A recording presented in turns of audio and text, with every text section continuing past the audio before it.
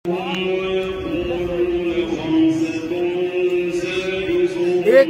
रिवायत के मुताबिक हजरत ईसा अलैहिस्सलाम यहाँ से आसमान पर गए। अच्छा, याद आया? ये ज़हन में रखना आपने।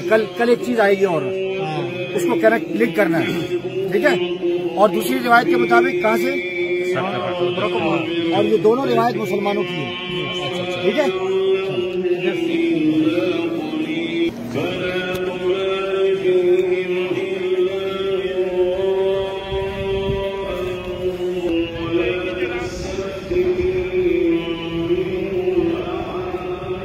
जुमा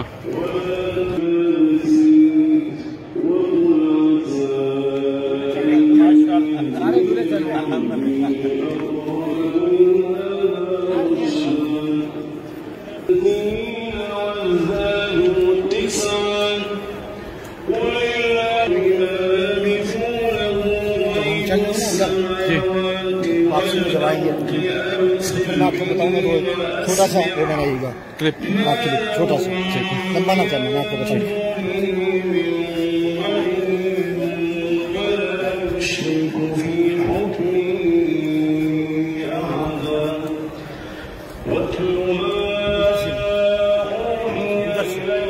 क्या अपनी तरफ से लेना कोई क्या आता है कुव्वत सखरा।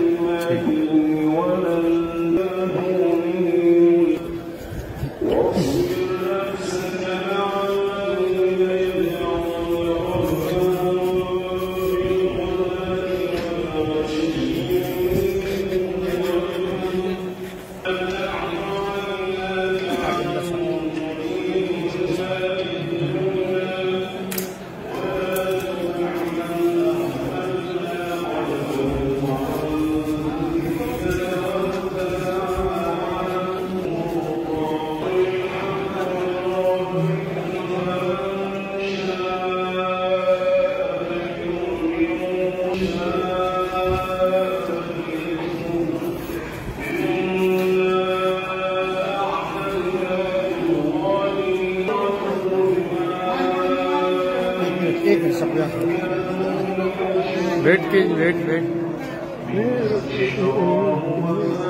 क्या एक सेकंड यहाँ खड़े हो आ जाए। आप नीचे जाओ, नीचे से आराम से सीढ़ियाँ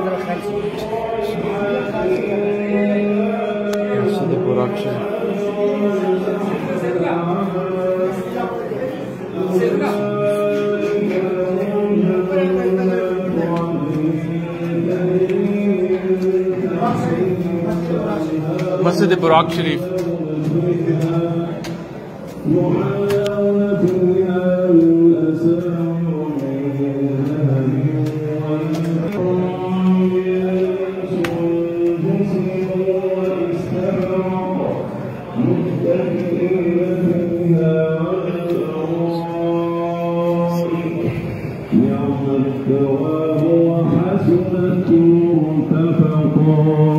صدق الله العظيم.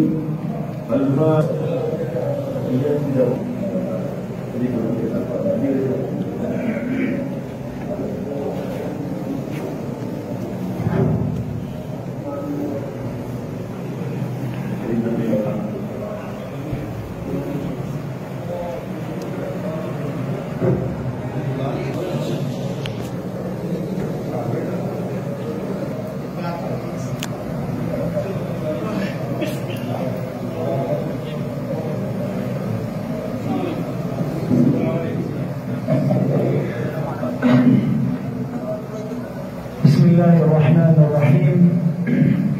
الحمد لله رب العالمين. الحمد لله الذي أنزل القرآن هداية للمؤمنين وحجة على الخلق أجمعين.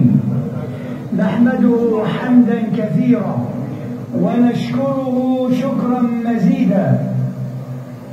تحدى الله عز وجل البشر أن يأتوا بمثل هذا القرآن، حاولوا وعجزوا وانقطعوا، والله سبحانه يقول: وإن كنتم في ريب مما نزلنا على عبدنا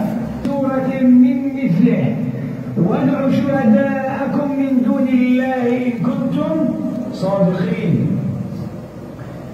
من الصلاة على الحبيب المصطفى صلى الله عليه وسلم. اللهم بارك عليه. تركنا على طيبها نهارها لا يزيغ عنها إلا هالك. और इस तीसरी मस्जिद के बारे में मैंने बताया था कल या परसों, क्या बताया था कि तमाम अंबिया अलैहिस्सलाम ने जो सवारियां बांधी हैं वो इस मस्जिद इस इलाके में इस जगह बांधी। बाबुल मगारिबा से आए थे, पूरा नक्शा पेश किया था और वहां से यहाँ आए थे।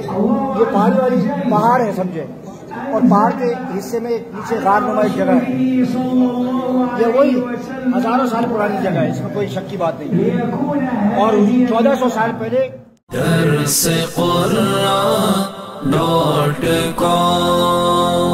www.darsequran.com